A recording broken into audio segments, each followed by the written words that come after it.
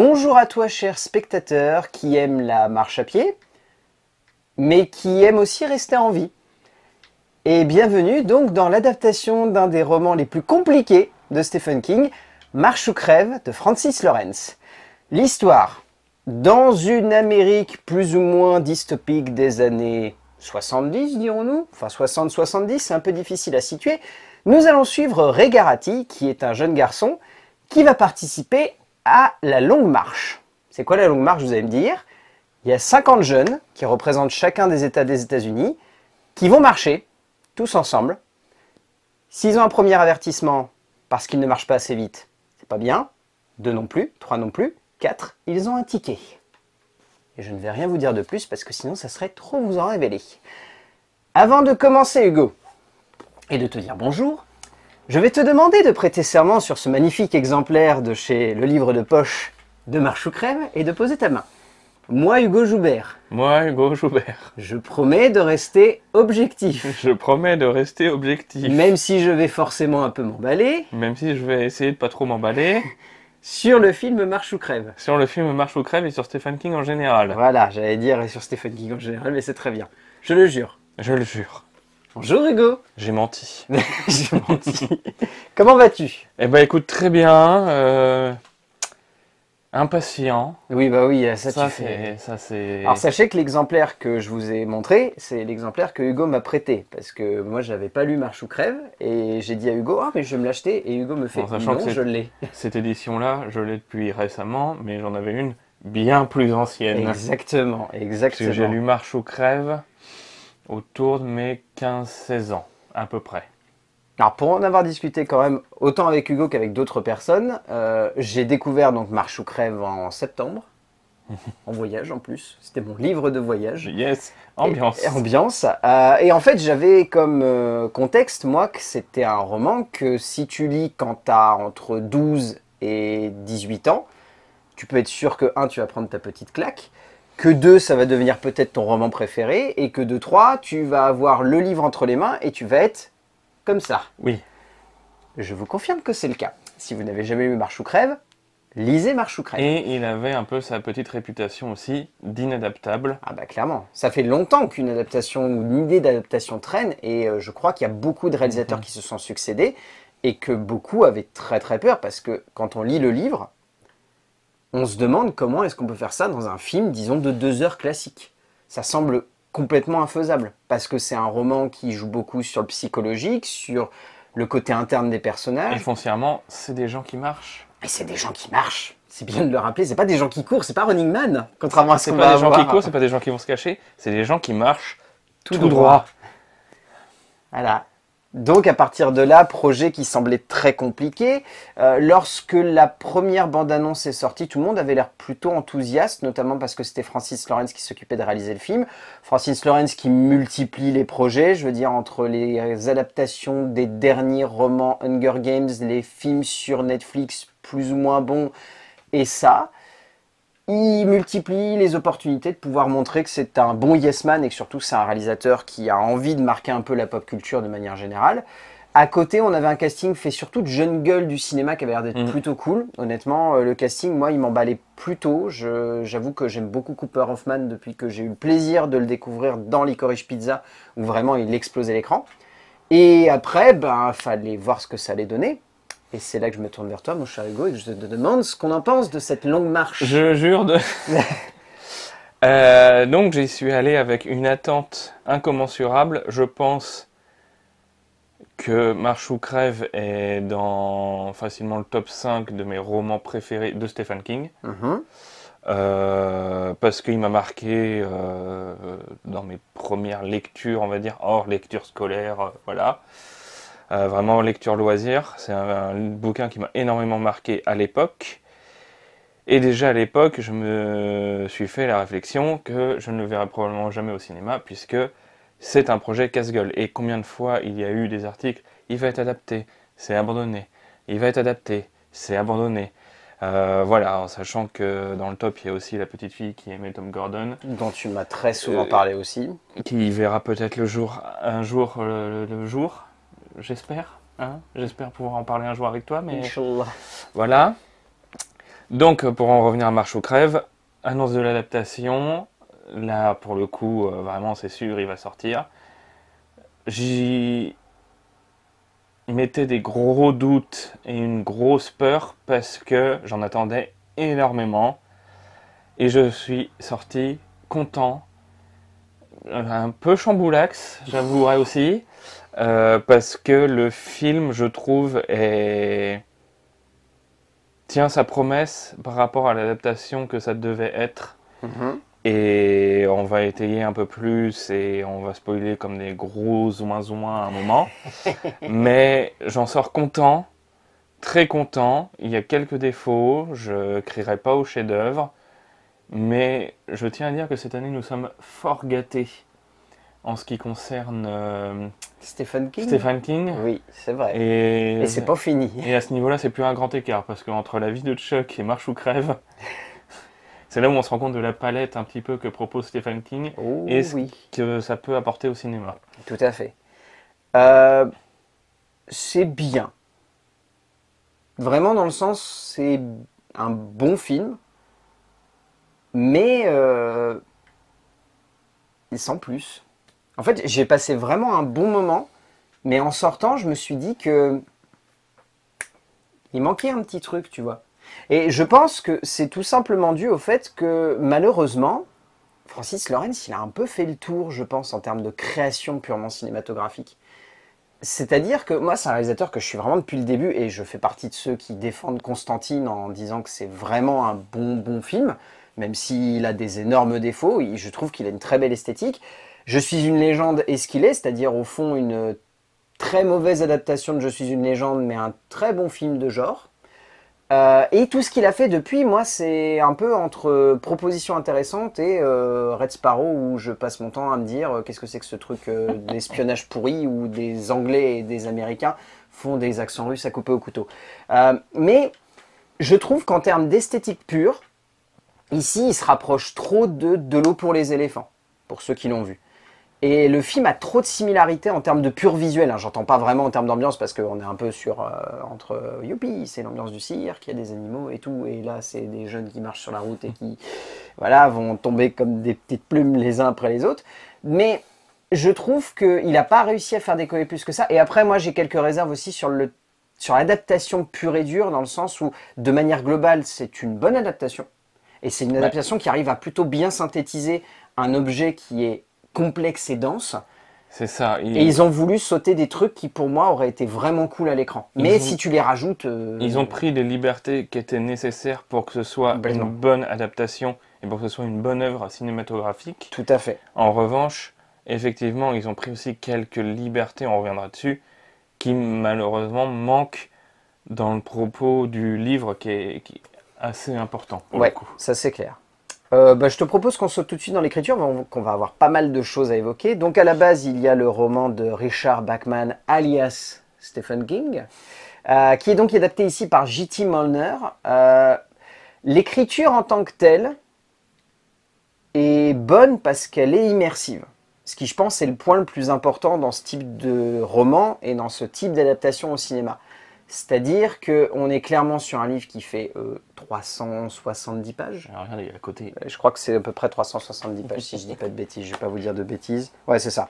Putain, j'étais pas loin. 377. Franchement... Bien joué. J'ai lu il y a pas longtemps, c'est pour ça. Donc, 1h48, c'est pas déconnant en termes d'adaptation. Ça reste plutôt noble. Il y a une radicalité dans le sens où c'est clair qu'ils se sont dit, si on met 100 personnages comme c'est le cas dans le livre, on va pas s'en sortir d'un point de vue cinématographique. Comme le rythme qui est baissé, tout à fait, largement baissé, parce qu'il me semble que c'est à peu près 8 km/h dans le livre. Ouais, je crois que c'est un truc comme ça. À peu près, et là ils sont descendus à 5 du coup. Ouais, 5 km/h ou je sais plus combien de miles du coup, 3,5 ou 3,7, oui, je crois, un truc comme ça. Enfin voilà, c'est largement diminué par rapport au livre du coup. Tout à fait. Mais parce qu'encore une fois, d'un point de vue cinématographique, filmer des gens qui marchent à 8 km/h, déjà physiquement pour les acteurs, ça aurait été éreintant, je pense. Et au-delà de ça, d'un point de vue vraiment purement visuel, c'est presque trop vite en fait pour la forme que tu veux donner à ton métrage. Et après, encore une fois, il y a cette idée que dans le livre, on a beaucoup beaucoup de personnages qui ne deviennent pas centraux, mais qui en tout cas ont une place centrale par rapport à Garati. C'est-à-dire que vraiment, au-delà de Peter McVries, qui ici a un rôle qui je trouve est très très bien amené et très différent du livre. Vraiment très différent, même s'il garde certains aspects, il a quand même une radicalité qui je trouve est beaucoup plus dans l'attachement que plutôt dans une espèce de fascination comme on peut avoir dans le bouquin où on se demande un peu qui c'est. Et c'est vrai que derrière, on a des personnages qui sont mixés. On a littéralement des traits de caractère de personnages qui sont combinés dans un seul protagoniste. On a des aspects dramatiques qui sont un peu synthétisés. On a des scènes qui sont un peu évitées. Et notamment une scène qui, dans le livre, est assez forte et qui a de l'impact ensuite sur le relief de Ray Garati. C'est, je ne sais pas si tu te rappelles, au tout début. C'est une scène où il y a une jeune femme qui lui roule une pelle. Oui. Ils ont choisi d'éviter cette scène-là. Je pense pour un choix, entre guillemets, d'immersion. Parce que c'est vrai que si tu avais placé ça au tout début dans le contexte du livre, ça peut vite créer une aversion par rapport au parce qu'il y a aussi une règle, c'est pas du spoil, hein. Je vais y aller à tâtons, mais là en l'occurrence c'est pas du spoil, il y a une règle dans le film qui n'est pas présente dans le livre, c'est il faut marcher sur la chaussée. Tout à fait. Ce qui n'est pas mentionné du tout dans le bouquin. Alors effectivement, s'ils essayent de se barrer, ce qui va arriver forcément, ils reçoivent leur ticket, mais en l'occurrence, s'ils débordent un petit peu, ils ont le droit dans le livre. Oui, c'est ça. Ce qui est présenté dès le départ comme interdit dans le film. Pour quelle raison, si ce n'est pour recentrer le récit, je ne sais pas trop, ou pour limiter justement cet espace, et au final on se retrouve limite dans le huis clos le plus ouvert de l'histoire du cinéma. Oui, c'est vrai que littéralement, c'est ça. C'est un huis clos sur 500 km. Oui, c'est ça, c'est une forme de huis clos finalement, parce que le fait qu'ils soient cantonnés à cette route et que tu sais que s'ils en sortent, c'est la fin, c'est pas genre juste c'est une pause, parce que, ouais, de mémoire, dans le livre, ils vont à des moments sur la chaussée parce que, bah, genre, ils ont besoin de faire, de faire ce qu'ils ont à faire. Ou embrasser une meuf, ou voilà, c'est ça. Un peu plus pour un autre personnage. Exactement. Oui, c'est vrai qu'il y avait cette scène aussi qu'ils ont choisi de sauter. Bah, qui, pareil, je pense, d'un point de vue cinématographique, aurait été difficile, et deux, je pense, derrière, les Américains, ils n'auraient pas été très contents d'avoir ce genre de scène. Alors que des gamins qui reçoivent leur ticket face cam, ça, il n'y a aucun problème. Oui, tout à fait, tout à fait. Non, il prend quelques libertés, mais je trouve, mais on n'a pas le même rapport par rapport à l'œuvre d'origine. Moi, je trouve que c'est une vraie réussite au niveau de l'écriture parce que il y a cet impact métaphorique et philosophique autour du jeu et de la télé-réalité. Et je trouve que les libertés qui ont été prises et les changements qui ont été faits par rapport au livre ont énormément de sens à la date où est sorti le film, c'est-à-dire aujourd'hui. Oui. Je trouve que oui, je me suis vraiment sorti en me disant, oui, ils ont compris le message du livre et même s'ils en ont changé certains aspects et malheureusement oublié certains, bah, ça n'empêche qu'ils ont compris le fond et que ça a énormément de sens. Je faisais le parallèle avec l'actualité, je suis sorti du film et je tombe sur un article de MrBeast qui met le feu à une maison avec quelqu'un dedans et plus longtemps il reste, plus longtemps il gagne d'argent. C'est exactement le message que a Marche ou Crève, et en sachant qu'il est quand même sorti en 79 et qu'il a été écrit avant. Et là je me dis, on en parlera dans la zone spoiler pour que j'aille un peu plus loin dans cette idée-là, mais la fin a énormément de sens, même si, au vu des commentaires sur Facebook, puisque je fais partie de la page Les fans de Stephen King, la fin divise énormément, mais moi je trouve qu'elle a énormément de sens. Et voilà, pour moi c'est une vraie réussite, mais je pense parce que je suis plus emballé que toi dans le film en général, parce que j'ai pas du tout le même affect par rapport au bouquin déjà de base. Clairement, je pense. Et au-delà de ça, pour rebondir avec ce que tu dis, ce qui était intéressant, c'était que quand Stephen King a écrit ce livre, c'était en écho à la guerre du Vietnam, et donc au sacrifice des jeunes pendant la guerre du Vietnam. Oui, et puis c'était la naissance de la télévision, enfin la forcément. démocratisation de la télévision, dans laquelle il avait un peu été bercé, mais qui se développait encore plus. Pour moi, je pense qu'il y avait vraiment plus à cette époque-là un écho de sacrifier la jeunesse au profit d'une glorification de l'État. Donc c'était vraiment pour moi un livre post-guerre du Vietnam. Ah oui, mais là où aujourd'hui, c'est un film anti-guerre, c'est un pamphlet anti-guerre. C'est ça. Là où aujourd'hui, il se transforme comme un pamphlet anti-télé-réalité. Clairement, au travers de ce qui est évoqué dans le long-métrage, le fait qu'il soit retransmis en direct, ce qui mine de rien fait forcément écho à tout ce qui se passe aujourd'hui, dans le sens où la télé-réalité post-Loft est clairement dans l'optique de montrer au jour le jour la vie de gens, quitte à aller dans cette radicalité de montrer quelqu'un recevoir son ticket en direct à la télévision. Donc forcément, il y a des échos comme ça. Ça fait écho à l'actualité aussi par rapport à ce qui s'est passé sur la plateforme, c'est Kik, la plateforme. Voilà, là, je pense que... Ah bah le film n'a jamais eu autant d'écho, malheureusement, qu'aujourd'hui. Et ça me choquerait même pas que demain, et ce serait énormément triste, et là, je pense que je quitterai cette planète, mais que demain, il y ait un YouTuber ou une chaîne de télévision qui se disent « Mais c'est une super idée, pourquoi on fait pas ça ?» Non, je pense... Sans aller à la radicalité du ticket, oui. mais organiser une marche, et celui qui marche le plus longtemps à gagner... Inch'Allah, ça n'arrivera pas. Ça me choquerait même plus que ça arrive. Ouais, mais espérons que ça n'arrive pas. Mais je l'espère aussi. Ouais. Je te propose qu'on spoil un petit peu, du coup, parce qu'on va avoir quelques petites choses à dire. Le petit timecode apparaît juste là. Donc, parmi les grosses radicalités qui sont faites dans le film et qu'on n'a pas forcément eu le temps d'évoquer, donc il y a le choix de faire en sorte que Garati meure. Alors que normalement dans le livre c'est lui qui gagne, mais il y a tout un travail psychologique. C'est une zone d'ombre sur la fin dans le livre, puisque au moment où le commandant qui dirige la marche annonce qu'il a gagné, il continue à marcher, ne s'arrête pas. C'est ça. Fin du roman. Il y a le côté psychologique de il est tellement obnubilé et matrixé par ce qui s'est passé pendant la marche que du coup en fait il n'est pas capable de s'arrêter, il continue de marcher. Là où ici, il a un objectif qui est beaucoup plus clair et qui est très différent du livre, c'est-à-dire que dans le livre, on nous évoque que son père a été embarqué par les milices parce qu'il pensait différemment et parce que voilà, il avait un point de vue autour de la marche qui était très radicale. Là, on nous montre plus que c'est quelqu'un qui se rebelle contre l'État de manière globale. D'ailleurs, son père, c'est plus un espèce de révolutionnaire qui a une pensée et qui a aussi une culture. Ça, c'est très important, mais c'est vraiment évoqué qu'il a une culture et que c'est par le biais de cette culture et de ce travail de transmission de la culture qu'il est malheureusement arrêté par le commandant lui-même, qui lui colle une balle en plein dans le front. Et donc, Garati participe à la marche, en fait, pour avoir un seul objectif, c'est que son vœu à la fin, ça soit d'avoir une mitraillette pour buter le commandant. Donc, déjà, il y a ce choix-là qui est très radical et qui est très engagé, je pense. Encore une fois, encore plus dans le monde dans lequel on vit, où littéralement on a un président qui a failli mourir et qui a ses proches qui se font assassiner. Bonjour le film qui arrive quand même à faire écho à l'actualité sans le vouloir, parce que je pense qu'ils n'ont pas écrit ça en mode « je vais pré-shot un truc comme ça ». Non. Non, ils ne pouvaient pas pré-shot tout ce qui s'est passé, pourtant le film est presque...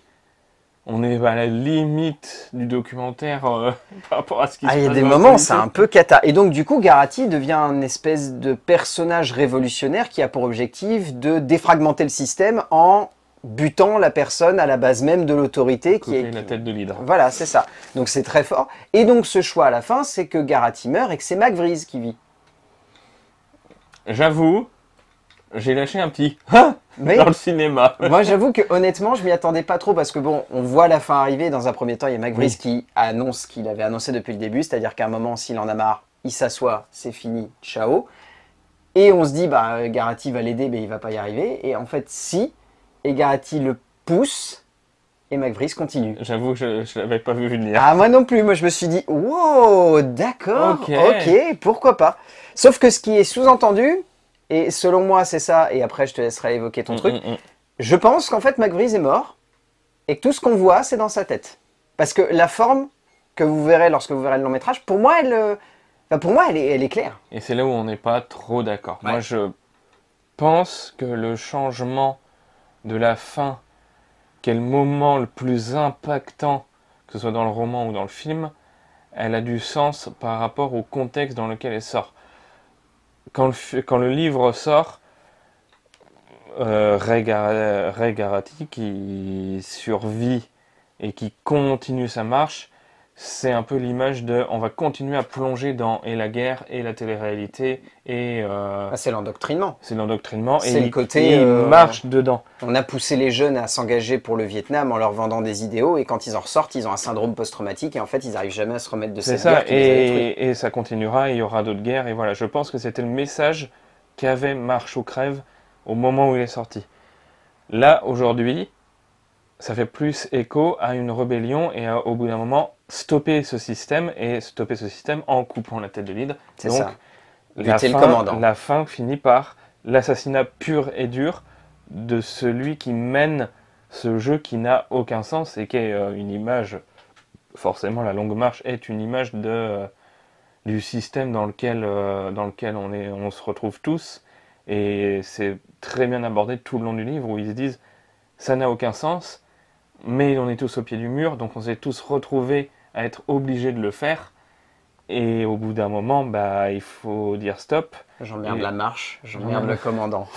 Et je pense que c'est pour ça qu'il y a eu ce changement de fin, parce que tu pouvais pas avoir le même message qu'avait Marche ou crève en 79 et qui a été écrit en plus des années auparavant. Tout à fait. Et je pense que c'est pour ça que moi, ça ne m'a pas choqué.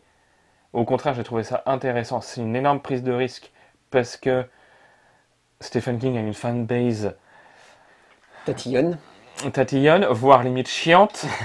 Et je ne m'inclus absolument pas dedans. Mais là, j'ai trouvé que ça avait du sens par rapport à tout ce qui se passe et par rapport au message qu'a Marche ou crève. Et du coup, ça ne m'a pas choqué. Ça m'a surpris. Quand Ray Garrity se fait abattre de 2 balles, j'étais là. Quoi? Que non, c'est pas possible. Et avec le recul, je me suis dit, mais si, en fait, c'est tout à fait légitime d'apporter cette fin-là aujourd'hui à l'œuvre qui était de base différente. Voilà. En termes de mise en scène, donc Francis Lawrence, c'est un cinéaste qui est plutôt réputé aujourd'hui, qui a clairement gagné une petite aura à Hollywood en tout cas, parce qu'il a su s'affilier au bon projet au bon moment. Indéniablement, c'est un cinéaste qui a plutôt bien démarré avec Constantine et avec Je suis une légende, qui ensuite a tenté plein de choses, notamment il a été très affilié, donc comme j'évoquais au début, à la saga Hunger Games, où il a réalisé 4 épisodes, bientôt 5. Mine de rien, ça commence à faire beaucoup. Je pense que ça fait sens avec le fait qu'il adapte un autre équivalent d'un Battle Royale. Ah bah c'est clair et net qu'il y a une filiation. Il y a un fil rouge. Il y a un fil rouge, il y a une logique. Après, moi c'est mon souci, je trouve ici que la mise en scène est assez efficace dans le sens où c'était nécessaire que ça soit culotté. C'est-à-dire que pour moi, le moins de 16 était un peu obligatoire. C'est-à-dire que quand j'ai vu le moins de 16, j'étais un peu content parce que je me suis dit, un tel projet, et quand tu lis le livre, une telle radicalité de point de vue et de violence, elle est nécessaire à l'écran. C'est-à-dire que ça aurait été moins de 12, j'aurais été en mode, c'est sérieux les gars? Mais tout ça pour ça? Mais Le moins de 16, du coup, il fait du bien. Par contre, je vous préviens, c'est très angoissant comme film. Genre vraiment, tu chopes les accoudoirs. Il n'y a pas que la violence purement physique. Ah non, non, non. C'est pour ça que je dis que c'est angoissant. Je dis pas que c'est violent, c'est vraiment angoissant. C'est-à-dire c'est lourd. Quand même. C'est lourd. C'est forcément violent, bien sûr. Mais c'est lourd aussi, ça a un poids. Je crois que la scène où je me suis le plus dit qu'il y avait un poids et que c'était dur, je vais le résumer comme ça, c'est un personnage qui est à la chiasse. Oui. Et j'avoue qu'à ce moment-là, moi, j'étais pas bien. Et il y a plein d'autres scènes, hein. Il y a notamment une scène avec la cheville d'Arkeness. Voilà, je la résumerai comme ça. Oui. Et où je me suis dit, ah, oui, ok, d'accord, ça fait mal et ils ont réussi à trouver des trucs. Et c'est pour ça, je trouve que Francis Lawrence, pour le coup, c'est la première fois qu'il s'essaye à une violence radicale. Donc c'est le point que j'aime le plus dans sa mise en scène ici. C'est-à-dire que d'habitude, je dirais pas que la violence est un peu édulcorée chez Lawrence, mais... Hunger Games reste quand même très gentillet par rapport à ce qu'il devrait être. Voilà, c'est exactement ça que je voulais dire. C'est-à-dire que ça pourrait être plus radical, mais Lawrence doit garder en tête qu'il vise les ados, et donc en visant les ados, il peut pas se permettre d'être trop violent. Là où avec Marche ou crève, disons que le livre a aujourd'hui pas le même impact qu'il a pu avoir dans les années 70, 80 et 90, ça dépend de quand vous êtes né, ça dépend de si vous êtes anglo-saxon ou si vous êtes français, mais le fait que le livre ait marqué vraiment plusieurs générations, mais moins aujourd'hui parce qu'il y a moins cette transmission, ou en tout cas cette curiosité d'aller relire ces vieux livres de Stephen King qui ont pris un peu de l'âge mais qui pour autant ont toujours autant d'écho, qu'il peut se permettre de se dire, bah allez, là celui-là on le met au moins de 16, parce que c'est pas le même public qu'on vise. Ouais, voilà, c'est pas le même public qu'on vise, parce que c'était un livre pour adolescents. Aujourd'hui, ces adolescents-là, tu dis que le film, il a quand même presque 45 ans. Ouais, le livre, il est édité en 79, donc il a 46 ans. Le public cible, c'est le public avec lequel je suis allé, c'est mon père. Voilà, c'est ça, complètement. Non, mais complètement. C'était ce public-là qui était plutôt visé. Et donc oui, c'est légitime de mettre moins de 16 ans, mais c'était la grande inquiétude que j'avais quand ça a été Francis Lawrence qui a été annoncé, j'avais peur qu'il nous fasse un Hunger Games bis, c'est-à-dire le fond est profondément violent et terrifiant, mais il le fait d'une façon vraiment édulcorée pour que ça corresponde à un public, ce qui n'est pas du tout le cas, et du coup j'étais ravi, parce que la mise en scène, elle est, je trouve, vraiment réussie, et j'avais aussi vraiment peur par rapport à la mise en scène, de voir juste des gens qui marchent. Ah bah, Comment c'était tu montres encore- ça, juste des gens qui marchent? Et encore une fois, c'est très compliqué en tant que metteur en scène, je pense, de réussir à visualiser une scénographie qui mette du rythme, de l'ambiance, de l'intensité et de la radicalité dans le fait de filmer de la route et des paysages. Parce que c'est littéralement ça, le concept de Marche ou crève. C'est littéralement, Et des pieds. tu mets... ouais, et des pieds, et des pieds, Et des pieds. et des pieds. Quentin Tarantino a dû kiffer ce film. Oui, soit dit en passant. sûrement. Mais encore une fois, voilà. Bon, disons qu'il y a des moments où j'étais vraiment en train de me dire, il y a des vraies idées. Moi, le gros point noir, je dirais de manière générale, c'est que c'est typiquement le genre de film où tu peux te permettre l'idée du plan séquence.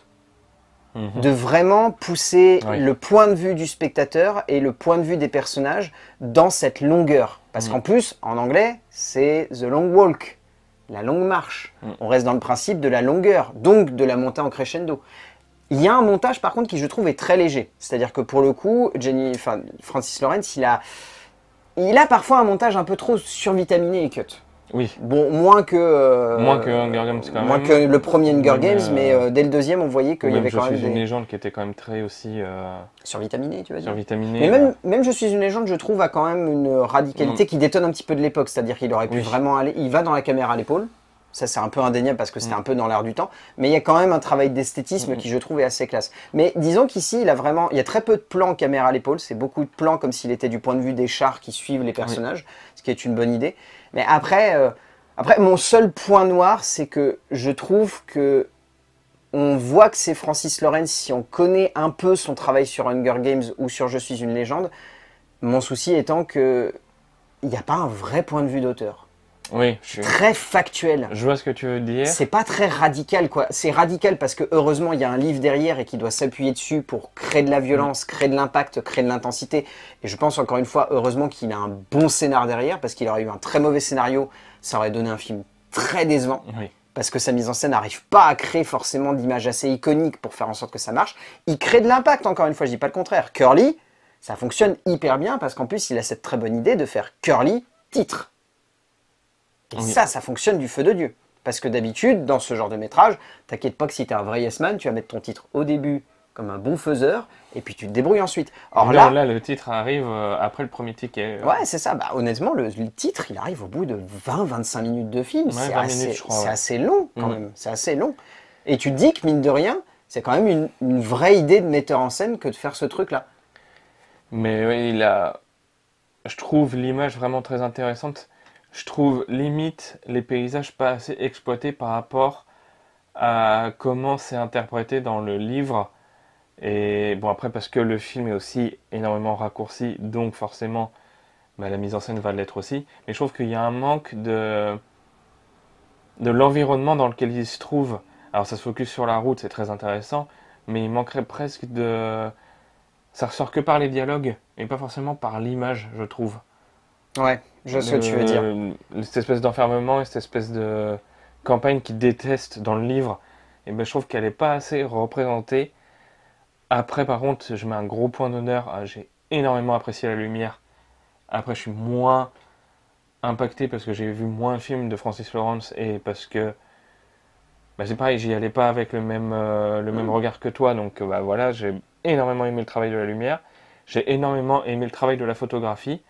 Et là, petit point, le directeur de la photographie est le mec qui a fait la photo sur 30 jours de nuit. Et donc je peux placer, regardez 30 jours de nuit, c'est génial. Enfin, oui, enfin, au bout de 10 ans de vidéo, je peux enfin dire que 30 jours de nuit, c'est génial. On t'aurait eu plein de fois l'occasion pourtant. Ouais, mais c'était le bon moment. Ok. Bref, bon, non, pour revenir à la mise en scène, je trouve vraiment aussi, je trouve la musique vraiment impactante et vraiment excellente. Un poil trop larmoyante selon moi par instant. Je pense qu'elle aurait pu un peu plus s'effacer. Il y a 2-3 scènes où j'étais en train de me dire c'est pas nécessaire de nous faire des instants musicaux comme ça ou Là, pour le coup, ça fait très Hunger Games par moment. Oui. Il y a quelques scènes Après, musicales qui me font un peu trop... quand tu vois le compositeur que c'est un des fondateurs et un des musiciens de The Lumineers, du coup, qui est un Ok. groupe de folk américain, et qui n'est pas forcément spécifié dans la musique de film, du coup. Mais j'ai trouvé que c'était un choix intéressant par rapport à l'époque où ça se situe et l'ambiance dans laquelle ça se situe, qui est l'ambiance vraiment cambrousse, Mmh. fin fond des États-Unis, enfin, C'est fin vraiment fond une du ambiance Maine. rurale C'est à ça. l'américaine, quoi. Et, et j'ai trouvé le choix pertinent, intéressant, et pour moi, j'ai trouvé que c'était une réussite. Après, je te rejoins sur le fait qu'il y aurait pu avoir un peu plus de prise de risque au niveau de l'image et au niveau de la mise en scène. Et je pense par exemple à un moment où où les personnages ont un dialogue quand ils passent devant une femme, et c'est une femme et un enfant sur un tracteur, Oui, et ils font référence à un tableau américain très très connu dont je n'ai plus le nom. mais je vois duquel... Et oui, ils disent, il manque la fourche. Il manque la fourche, et là là ils auraient pu aller plus loin, et ça reste quand même très lisse, très... En fait, moi, En fait, tout l'alentour, toute la route et tous les marcheurs, la mise en scène est vraiment bonne, mais c'est tout l'alentour qui manque, je trouve. Exactement, j'allais rebondir là-dessus, mais pour moi, il manque l'impact. Alors, je dis pas que c'était nécessaire et que ça manque forcément trop au film, mais disons qu'il y a ce petit truc qui était présent dans le livre où, en gros, il y a 2-3 scènes de foule qui sont vraiment hyper impactantes. Et c'est vrai que c'est dommage parce que, certes, vers la fin, il y a une scène de foule qui fonctionne, qui n'est pas aussi impactante qu'on aurait pu l'imaginer, parce que dans le livre, on imagine vraiment quasi une parade du 4 juillet. Du 4 juillet. Du 4 juillet, Du oui, 4 du coup, juillet. oui. On imagine vraiment une parade du 4 juillet avec des gradins, un côté vraiment Thanksgiving à l'ancienne. Enfin, on imagine un truc très américain dans le livre. C'est vrai qu'on n'a pas forcément ça. Et il y a surtout d'autres scènes de foule qui, émotionnellement dans le livre, lorsqu'on est en train de les lire, moi je sais qu'il y a des moments, je lisais chapitre par chapitre, en gros quasiment marche ou crève, et il y a un moment, il y a cette scène-là dans le livre, j'étais avec mon livre, et je crois que je devais aller me pioter, et j'arrivais pas en fait à décrocher. J'étais en train de lire, d'être comme ça, de tourner les pages, et de dire quand est-ce que ça se finit, ça veut pas se finir, et je trouve qu'il manque cette puissance qu'on aurait pu avoir dans ces scènes-là, qui peut-être ne sont pas en adéquation avec l'évocation du sujet tel qu'il veut l'être, c'est-à-dire que c'est clairement un film qui se veut aussi avoir des références post-Covid, avec notamment une scène avec la mère de Garati, qui fait vraiment scène post-Covid pour le coup. Mais... Et puis je pense que là c'est un échec, enfin c'est pas un échec, je dirais pas jusque là, c'est un manque dans l'écriture où ils appuient sur la télévision, et en fait ça pourrait expliquer que personne n'aille les voir, c'est parce que tout le monde est rivé sur son écran, mais c'est pas assez bien exploité. On le ressent pas, quoi. Et du coup ça crée une légère faille. Après, je tatillonne parce que en soi, j'ai énormément aimé la mise en scène, surtout que c'était un énorme risque par rapport à ce qu'on disait au tout début. Tout à fait. Qui était que c'est des gens qui marchent. Oui, voilà, encore une fois, on reste sur cette idée-là. C'est juste des gens qui marchent et c'est très compliqué de les mettre en scène. Pour ça, c'est pour moi une réussite. Ouais. Je propose qu'on passe au casting. Donc, qui est clairement un casting fait de jeunes gueules du cinéma qui viennent... Sauf un. Dont on va parler on va parler d'un tout de suite. On va parler de Mark Hamill. Pas la faux forme, hein, papy. Mark Hamill, surtout quand même, qui enchaîne les adaptations de Stephen King, puisqu'après La vie de Chuck, il est présent dans Marche ou crève. Donc mine de rien, chapeau. Mark Hamill est vraiment bon, sachant qu'en plus son rôle est beaucoup plus présent. Alors je pense que c'est aussi le choix de Mark Hamill, parce que ça aurait été un acteur lambda, on aurait respecté exactement comme dans le livre. Le fait que ce soit Mark Hamill, on lui donne une place beaucoup plus prépondérante ici. Il a de l'impact, il est puissant, il dégage quelque chose de fort. Il a une figure autoritaire et campé dans ses pompes, quoi. Ça marche bien. Alors, dans les acteurs, je vais y aller un petit peu en brouillon. On a Joshua Odjick qui joue donc Collie.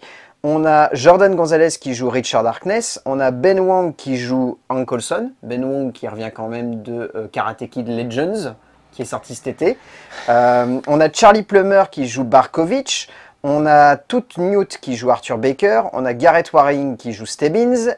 Et ensuite, on va se centrer sur les deux autres acteurs principaux qui sont vraiment les plus importants. Moi, j'ai beaucoup aimé Charlie Plummer. Oui, Barkovich est un personnage que j'avais très très peur de voir adapté. Parce qu'honnêtement, c'est un personnage qui est très caricatural, mais qui a également une évolution qui, je trouve, est très dure. Et bah là, qui fait mal. Je l'ai trouvé vraiment, vraiment réussi. Ouais, non, il Et fonctionne bien. l'acteur, la gueule de l'acteur est parfaite, quoi. Ah oui, non, non, mais cet Mais acteur-là, j'ai en trouvé plus, le choix, en règle générale, on va s'attarder après sur les deux rôles principaux, mais en règle générale, j'ai trouvé le choix de l'acteur par rapport au personnage vraiment réussi.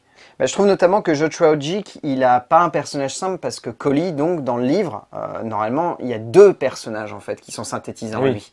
C'est deux frères. Et donc, ils sont synthétisés au travers de ce personnage qui, je trouve, fonctionne bien. Et l'autre que je garderai quand même en tête, c'est Ben Wong, quand même, qui joue en Coulson. J'ai trouvé vraiment très juste. Pas facile aussi comme personnage, parce qu'il a un peu un rôle d'humoriste tout du long du film, sauf à un moment où il vrille. Et où c'est très compliqué, je pense, en tant qu'acteur, d'avoir d'un seul coup un moment où tu vrilles comme ça.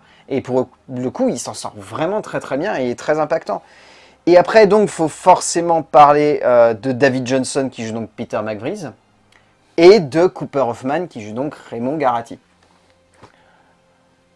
Alors David Johnson, déjà, moi, c'est un acteur que j'adore parce que je trouve que dans Alien Romulus, heureusement qu'il est là dans de nombreuses scènes parce que sinon le film pourrait être cata, mais heureusement qu'il est là parce qu'il amène beaucoup d'impact et de sensibilité au récit. Et Cooper Hoffman, de toute façon, Cooper Hoffman, je trouve que c'est un acteur qui est purement et simplement dans la lignée de son père. Il arrive vraiment bien à être impactant, touchant. Et encore une fois, Garati, c'est le genre de personnage qui est, entre guillemets, caricatural. Oui. C'est-à-dire que c'est le cliché de l'américain moyen par excellence. C'était voulu Mais ça a toujours été voulu et c'est évident. Il aurait pu tomber dans cette facilité. Je suis l'américain moyen, point, j'en fais pas plus. Je le trouve exceptionnel du début à la fin. Mais les deux, la Vraiment complicité fantastique. entre les deux déjà est incroyable. Et ça, gros chapeau, parce que voilà, c'est pas évident. C'est des acteurs qui commencent pour la plupart quand même dans leur carrière d'acteur. Ah bah Johnson et Hoffman, à l'écran, ils ont une alchimie. Et en plus, ce qui est rigolo pour avoir vu des images en dehors, c'est qu'ils ont réussi à garder cette alchimie en dehors des plateaux. Ça a créé un lien visiblement entre ces deux acteurs et ils se retrouvent bientôt dans un autre film pour te dire à quel point vraiment ils ont créé un lien très fort. Enfin, je pense que c'est le genre de film, quand tu t'investis pleinement en tant qu'acteur et que tu as une complicité telle que celle qui est créée entre Garati et McVries, si ça marche, tu crées un truc qui va jamais se perdre. Oui. Et là, c'est ce qui a l'air de se passer. Et les deux, vraiment, dans le film, mais je pense que vous allez ressortir en ayant un immense coup de cœur pour ces deux acteurs. Et en vous disant, Clairement. ils sont fantastiques. Et vraiment, c'est ceux qui marquent le plus lorsqu'on sort de la salle. Ah oui, non, c'est une vraie réussite. À ce niveau-là, c'est clair que ils arrivent à interpréter quelque chose qui est pas évident, qui est... Voilà, et puis qui demande aussi un effort physique assez permanent, en fait. J'aimerais bien voir la gueule sont de leur jamais- mollet à la fin du tournage. Ils sont jamais statiques, quoi. Ouais. Rien que pour ça, la prestation vaut le coup, quoi. Et en l'occurrence, le fait qu'en plus, ils y ajoutent une émotion que je trouve, pour le coup, vraiment, vraiment parfaite, ça en fait... ils portent le film largement et avec brio. Oui, clairement, clairement. On arrive à la fin de cette vidéo. Qu'est-ce que tu retiens de Marche ou Crève? Et je suis très content parce que c'est une très bonne... Enfin, je trouve, pour ma part, une très bonne adaptation d'une œuvre qualifiée un peu d'inadaptable, ou en tout cas difficilement, c'était un énorme prise de risque, une énorme prise de risque, Oui, une énorme prise de risque. une énorme prise de risque, et le fait que ce soit une réussite, que ce soit un bon film, malgré quelques défauts, et malgré quelques personnes qui vont faire ouin ouin, parce que... Ni. Voilà, moi j'en ressors vraiment très content. Je pense que je vais le revoir très rapidement et je conseille humblement d'aller le voir avec l'avertissement que c'est un film moins de 16 ans, mais pas que pour des scènes violentes, mais aussi pour la violence psychologique qu'il peut avoir. Et je mets un point d'honneur là-dessus, mais pour ceux qui connaissent le roman, c'est très fidèle à ça, en tout cas au niveau violence psychologique. Et pour ceux qui ne connaissent pas le roman, déjà lisez-le. Voilà, on va commencer par ça. Et ensuite, si vous avez vu le film et pas lu le roman, je vous conseille quand même de lire le roman et aller voir le film, mais en ayant en tête que tu n'en ressors pas forcément indemne. Oh non, oh non, non, non, non, non. C'est bien fait. Moi, je suis un petit peu plus sur la réserve, mais parce que je trouve que ça reste un bon film. Je préfère encore une fois le ressouligner parce qu'on aurait tendance à avoir mon avis et à se dire ouais Valentin il n'a pas aimé. Si, j'ai aimé Marche ou crève. C'est juste que je trouve que c'est trop gentil en termes de mise en scène, même s'il y a une radicalité qui était un peu obligatoire mais qui est appuyée par l'écriture, qui me fait penser que si ça n'avait pas été Francis Lawrence, mais un auteur un peu plus radical ou un peu plus appuyé dans son ambition, peut-être qu'on aurait eu un film qui aurait équilibré la radicalité de l'écriture avec une mise en scène tout aussi impactante. Ça reste un film qui a des images fortes, une tension globale qui se tient, ça reste une bonne adaptation de Stephen King, vraiment, je pense que... Ce qui est déjà de plus en plus... C'est ce qui est en train de devenir une bonne chose et récurrente. Ça devient... Oui, c'est en train de devenir une bonne chose récurrente, donc déjà on va souligner ça. Attendons Running Man. Oui, mais Running Man, tu sais très bien ce que j'en pense. Mais en tout cas, je trouve en tant que tel que c'est vraiment un film bon, qui vaut le coup d'être vu en salle. Hugo l'a très bien précisé, donc je ne vais pas plus appuyer que ça, mais gardez en tête que c'est un film moins de 16, pas uniquement pour la violence physique, mais également psychologique et la tension globale du film. Le film est très appuyé, a tendance un peu à vous choper par les épaules et à un peu vous appuyer dessus constamment tout du long. Je suis revenu chez moi, j'ai fait... Je suis épuisé. Et je peux te comprendre. Donc gardez ça en tête, mais avec ça en tête, Marche ou crève de Francis Lawrence, allez-y tout de même. Je pense que vous avez passé un mauvais moment, mais dans le bon sens du terme. Merci mon cher Hugo. Je sais qu'on se revoit très très vite. Mais alors pour un écart là... Ça n'a rien à voir du tout. Et surtout, on va être tous les deux pas contents du tout. Possible. Et on va garder quand même espoir. Mais oui, je l'ai perdu. Quand ils l'ont annoncé, j'ai perdu. Ouais, non mais on va voir ce que ça va donner. Et d'ici là, on va dire aux gens d'aller voir des films parce que c'est bien d'aller voir des films et qu'on se retrouvera pour parler de films, bien évidemment. A plus. On parle de Tron la semaine prochaine, j'ai déjà envie de me foutre en l'air. Tu sais, t'es pas obligé si t'as pas envie de souffrir. Hein, mais je le ferai quand même. Ah oui, mais on va souffrir. Hein. Mais on va souffrir. Je me dis que la musique va être bonne. C'est Nine Inch Nails. Oui, mais j'ai écouté, c'est pas... Ah. Désolé.